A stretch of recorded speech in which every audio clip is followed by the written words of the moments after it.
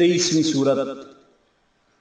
اولاد آدم شیطان تمہارا کھلا ہوا دشمن ہے، اسے اپنا دشمن قرار لو اور اس دن کے لیے کام کرو جس دن گروہ در گروہ مالک کی بارگاہ میں پیش کیے جاؤ گے اور اس کے سامنے صف باندھ کر کھڑے ہوگے اور اپنے نامہ اعمال کا ایک ایک حرف پڑھو گے اور ظاہر و باطن جو بھی عمل کیا ہے اس کے بارے میں سوال کیا جائے گا۔ اس کے بعد پرہیزگار افراد گروہ در گروہ مالک کی بارگاہ میں حاضر کیے جائیں گے اور مجرم افراد جہنم میں پھینک دیے جائیں گے۔ اللہ کی طرف سے وعدہ و وعید کے لیے یہی بات کافی ہے۔